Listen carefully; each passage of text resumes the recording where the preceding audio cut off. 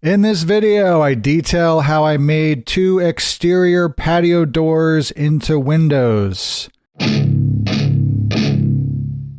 If you were to call a window place and ask for 2 windows that are 7 foot wide each, they'd probably charge you $3,000. I paid $150 for both of these used locally. I got the idea from my buddy Josh. His tattoo shop, Immortal Ink, Exit 11, Route 78 in New Jersey. I saw it in his shop and thought that was genius.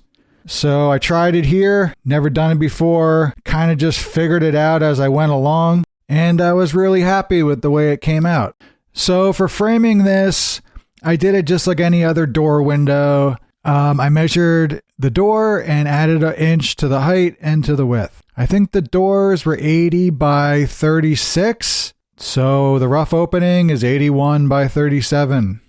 Before adding the sheathing to the exterior, I ripped a 2x4 so it was 2.5 inches wide. I ran that so it's flush with the outside of the framing, as you can see here. I then sheathed to the inside of that, and I also brought the rigid foam to the inside of that.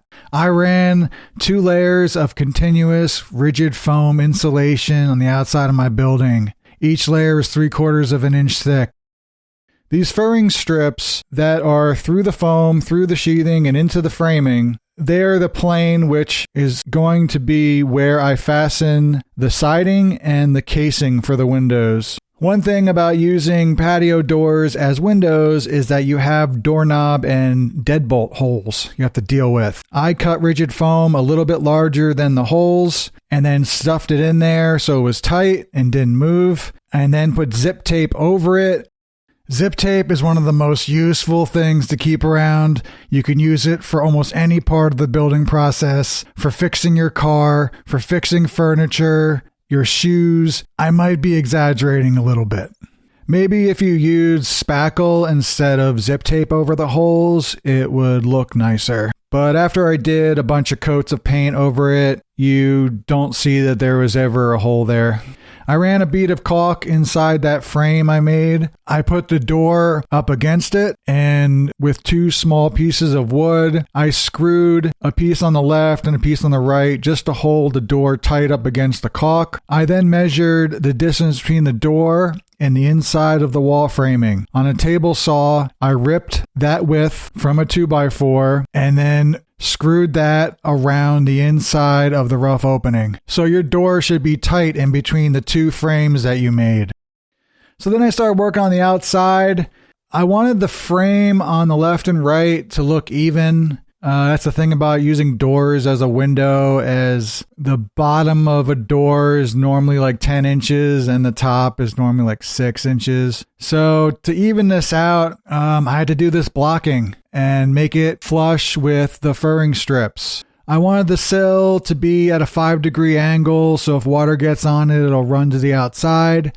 So that frame I made for the door to be up against, that bottom piece for both windows, I cut at a 5-degree angle. I measured the extension jambs, so from the inside of the door to the outside of the furring strips is the width I need to rip my extension jambs. I nailed those on the inside. I lowered the blade really low on my table saw and I cut a drip edge on the edge of the sill and then added the casing around with an 1/8 inch reveal. I finished nailing the siding. I caulked around the windows and then painted, and I think it came out pretty cool. Then I went back to the inside to finish that.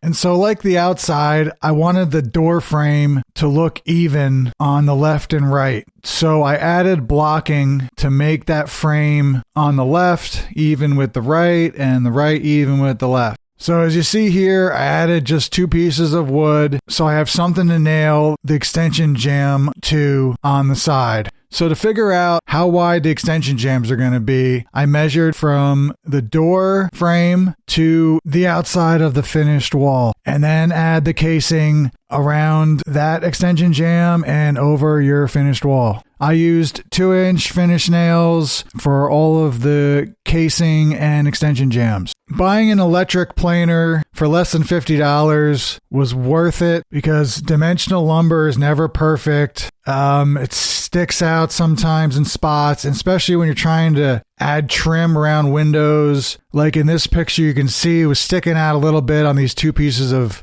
wood. So I took the planer, took less than a minute just to even this out. The other thing to note is I added these sideways patio door windows in 2x6 framing. It makes it a lot easier to use 2x6 because you have room for you to add lumber to, hold the door in place, and then have a little bit of room for the extension jamb. Even with the 2x6 framing I added this window to, I had almost nothing left over to add a sill under these windows. As you can see, I have no sill.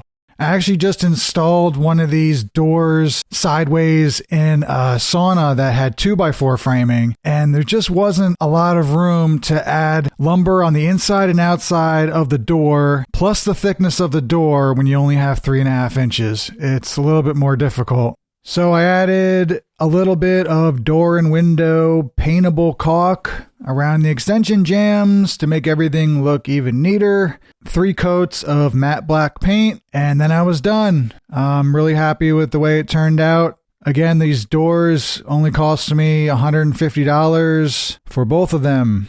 That's my video. Thanks for checking it out. Check out the other videos. Subscribe.